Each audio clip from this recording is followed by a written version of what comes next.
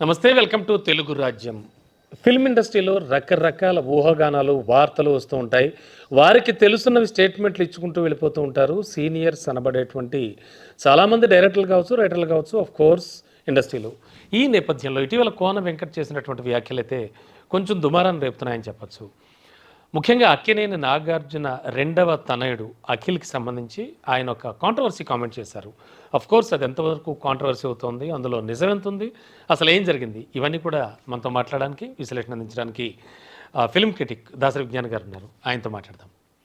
Sir, Vignan గారు నమస్తే. ఏమిటి అఖిల్ సినీ కెరీర్ని వివి వినాయక్ నాశనం చేశాడు అనేది కోన వెంకట్ గారు, అంటే అది మామూలుగా మాటల సందర్భంలో అన్నారో వాంటెడ్లీ అన్నారో తెలియదు, కానీ అసలు అఖిల్ కెరీర్లో ఏం జరుగుతోంది, ఎందుకు అఖిల్ కెరీర్ గురించి మాట్లాడుకోవాల్సి వస్తుందంటే అఖిల్ కెరీర్ ఇప్పుడు ఏ స్థాయిలో ఉందో మనందరికీ తెలుసు. కోన వెంకట్ గారు సడన్గా ఈ వ్యాఖ్యలు చేయడం, సరే వాట్ ఎవర్, ఆయన ఎలిగేషన్ పాస్ చేసింది వివి వినాయక్ పైన, అఖిల్ కెరీర్ని నాశనం చేసింది వినాయక్కే. వద్దు వద్దు ఆ కథ వేస్ట్ వేస్ట్ అన్నా సరే నో నో నో నేను ఈ కథతోనే ముందుకెళ్తానని ఆయన వచ్చాడు.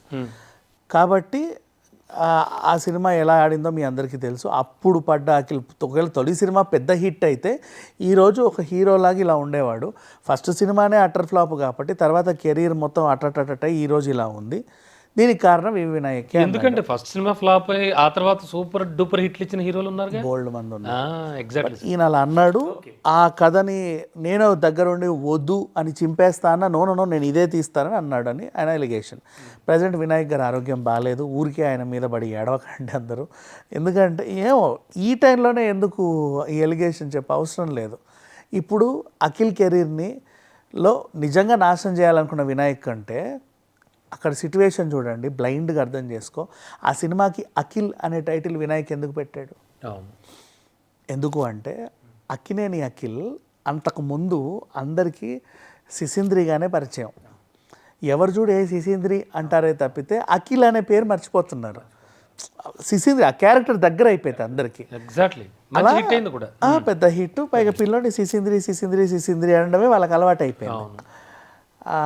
నాగార్జున గారి మీద స్పూఫ్ చేసినా కూడా, బ్రహ్మానందం పలానా ఒక సినిమాలో నాగార్జున ఇలా స్పూఫ్ చేసి నాగార్జున ఏడి అంటే సిసింద్రితో ఆడుకుంటున్నాడని అఖిల నాగేశ్వరరావు గొంతులో చెప్తాడు. అంటే అట్లా సిసింద్రియే ఈయన పేరు అనిపించింది. కాదు ఈయన అఖిల్. కనీసం ఫస్ట్ సినిమా నుంచే ఈయన అందరూ అఖిల్ అని పిలవాలంటే సినిమా టైటిలే అఖిల్ అని ఉంటే అలా ఈయన కెరీర్ ముందుకెళ్తుందని వినాయక్ టైటిల్ విషయంలోనే ఇంత ఆలోచించిన వినాయక్ సినిమా విషయంలో ఇంకెంత ఆలోచించి ఉంటాడు. నెక్స్ట్ అలాగే ఆ సినిమా కథ అందించింది వెలిగొండ శ్రీనివాస్ గారు.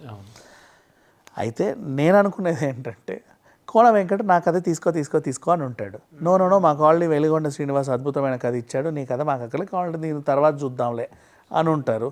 నీకు అవకాశం ఇవ్వకపోయేసరికి ఆకసునంతా ఇక్కడ కక్కావు. కోన వెంకట కినుక.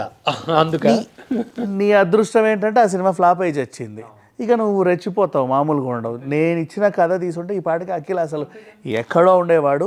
అలా చెక్కి పెట్టాను ఆ కథని. వీళ్ళు మొత్తం సర్వనాశనం చేశారు ఆయన కెరీర్ అన్నట్టుగా అక్కసు తీర్చుకునేలానే కనబడుతుంది తప్ప ఇంకోలా లేదు. వినాయక్ గారు హీరోల విషయంలో చాలా ఇదిగా ఉంటారు. చివరికి బెల్లంకొండ పిల్లోడు కూడా ఆయన సినిమా ఒకటి హిందీలో విపరీతంగా అందరికీ బాగా నచ్చేసింది, తెగ నచ్చేసి అందరూ ఎగబడి చూస్తున్నారు. ఇన్ని మిలియన్ల వ్యూస్ యూట్యూబ్లో ఒక రికార్డ్ బద్దలు కొడితే, అరే ఈ పిల్లోడిని హిందీలో సక్సెస్ చేద్దామని పని కట్టుకొని తీసుకెళ్ళి అక్కడ ఒక సినిమా చేద్దాం అనుకున్నాడు. నెంబర్ 1. నెంబర్ 2 మళ్ళీ కొత్త కథ ఎందుకు, ఆల్రెడీ మన దగ్గర బాగా సూపర్ డూపర్ హిట్ అయిన సినిమానే తీస్తే ఆ పిల్లోడు బాగుపడతాడని ఆలోచించి అక్కడికి వెళ్ళాడు. బట్ ఎందుకో ఛత్రపతి అప్పటికే 15 ఏళ్ళు గడిచిపోయింది కాబట్టి వాళ్ళకి ఎందుకో నచ్చల, అంతే. చూసుంటారు మేబీ, అప్పటికి ఛత్రపతి కూడా హిందీ డబ్బా. మీరు చెప్పిందంతా నాణ్యానికి ఒకవైపు అనుకుంటే, మరి ఈ గొడవలో అక్కినేని నాగార్జున గారి పాత్ర ఎంతవరకు అనుకోవచ్చు? ఎందుకంటే జడ్జిమెంట్ ఖచ్చితంగా తన తనయుడిది ఫస్ట్ మూవీ అంటే ఎంత కేర్ తీసుకుని ఉంటాడు ఆయన. అంటే ఆయన విషయంలో కూడా ఏమైనా తప్పుడు పడిందంటారా? లేదు. అన్నపూర్ణ బ్యానర్ నుంచే ఎంతోమంది హీరోలు వచ్చి ఈరోజు ఒక రేంజ్లో ఉన్నారు. అన్నపూర్ణ వారసులకి ఏంటి కథలు తక్కువ, అక్కడ మహామహులు ఉన్నారు ఆ ఇన్స్టిట్యూట్లో. వీళ్ళందరూ ఒక కథ వచ్చిందంటే 10 మంది వెరిఫై చేసుకోవచ్చు, లోపాలు వెతకొచ్చు. వెలిగొండ గారు అందించిన స్టోరీ నిజంగానే బాగుంది. వినాయక్ గారు కూడా ప్రాణం పెట్టే తీశాడు. సమ్ టైమ్స్ ఎందుకో ఆడియన్స్ టేస్ట్ అలా చేంజ్ అవ్వడం వల్ల కొన్ని సినిమాలు హిట్ అవుతాయి, కొన్ని సినిమాలు ఫ్లాప్ అవుతాయి. ఏ డైరెక్టర్ కూడా ఆ సినిమా ఫ్లాప్ అవ్వాలి అనుకొని తీయడు. చివరికి లైగర్ 4 రోజులు ఆడినా కూడా పూరి చార్మి అయితే ప్రాణం పెట్టే తీశారు. అది ఒప్పుకోవాలి. ఫ్లాప్ అవ్వడం అనేది ఇక ఏదో చిన్న లోపాలంటే అన్ని సినిమాలు. అండ్ సార్ విజ్ఞాన్ గారు, మనం కోన వెంకట్ గారి కోణం నుంచి ఆలోచిద్దాం. గతంలో శ్రీను వైట్ల గారితో కూడా ఏవో క్లాషెస్, అంటే దానికి సంబంధించి చాలా చాలా ఇష్యూస్ నడిచాయి. అంటే కోన వెంకట్ గారు కొంచెం అలా డిఫరెంట్గా తయారైపోతున్నాడా ఎలా? ఈయన నేను పెద్ద స్టార్ రైటర్ని, నా కథలే ఒక అద్భుతం, ఈ సినిమా ఇండస్ట్రీలో ఎవరికి కథలు రాయడం నిజం కూడా అంతేగా, ₹1 పైబడి తీసుకునేవాడు. నేండి చెప్తున్నా అదే, ఆ కాన్ఫిడెన్స్తోనే ఇండస్ట్రీలో ఎవరికి సినిమాలు తీయడం రాయడం చేత కాదు, నేనే ఒక అద్భుతాన్ని, నా పెన్నే ఒక ఆయుధం, ఇండస్ట్రీ బాగుపడాలన్నా నేనే, నాశనం అవ్వాలన్నా నేనే. అంటే నన్ను ఉంచుకోకపోతే నాశనం అయిపోతుంది, నన్ను ఉంచుకుంటే బాగుపడుద్ది అనే భ్రమలో బ్రతికేస్తున్నట్టున్నాడు. ఊరికే ఇప్పుడు వినాయక్ గారి ఆరోగ్యం నిజంగా బాలా. పాప ఆయన మీద సీన్ ఇంకోటి చెప్పిన, వినాయక్ గారు ఎలాంటి మనిషి అంటే ఆయన్ని హీరోగా పెట్టి దిల్ రాజు సినిమా ప్రొడ్యూస్ చేయడం. దిల్ రాజు ఊరికే డబ్బులు పోగొట్టుకుంటాడా? ఏదో ఉంటేనే కదా, సంథింగ్ ఉంది ఆయనలో, దే హావ్ సీన్ అంతే. వినాయక్ గారి మీద ఊరికే ఎలిగేషన్స్ ఎందుకు పాస్? సరే ఆయన ఫ్లాపుల్లో ఉన్నాడు, ఫ్లాపుల్లో ఉంటే ఏది పడుతుంది అనేస్తారా? ఏదో ఒక రోజు హిట్ కొడతాడు, తప్పేంటి?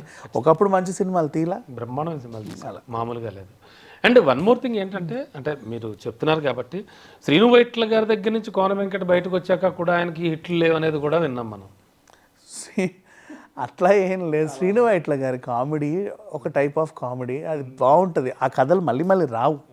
ఇప్పుడు రెడీ అనే సినిమా వచ్చిందా, రెడీ అనే సినిమా అంతకుముందు డి అనే సినిమా కూడా వచ్చింది. డి, రెడీ, హీరోలు వేర్లు, డైరెక్టర్లు వేరు, ప్రొడ్యూసర్లు వేరు, కానీ ఈ కథలన్నీ ఒకే తరహాలో ఉండేవి. ఆ తర్వాత నితిన్తో కూడా ఏదో సినిమా అలాగే ఉండేది.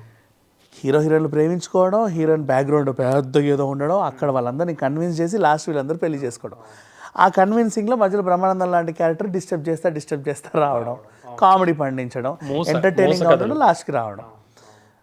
ఎన్నో సినిమాలు ఇలాంటివి వచ్చాయి, అవన్నీ హిట్ అయ్యాయి. తర్వాత అదే పనిగా వస్తే కొన్ని ఫ్లాప్ అవుతున్నాయి, చూసేసాంలే అని. కోన వెంకట ప్రభావం అంత లేదంటారు? అంతే, చిచ్చి ఆయనది ఏమీ లేదు. నన్ను అడిగితే ఏ సినిమాకైనా సరే కర్త కర్మ క్రియ డైరెక్టరే.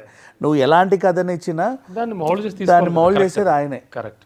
అంటే రైట్ నౌ ఈ కేసులో అయితే మాత్రం పర్టికులర్గా మనం ఈయన కథను యాక్సెప్ట్ చేయలేదు కాబట్టి. ఎందుకంటే రైటర్లు రాసేటప్పుడే బాగుంటారు, వాళ్ళు డైరెక్టర్ అయితేనే. ఇప్పుడు వసంత వంశీ సినిమా ఎలా అయింది, నా పేరు సూర్య, నా ఇల్లు ఇండియా, అట్లా. అదే సినిమాకైనా రైటర్ అయ్యి ఉండి ఇంకో డైరెక్టర్ పెట్టుంటే మేబీ బాగుండేది. Exactly right sir, thank you.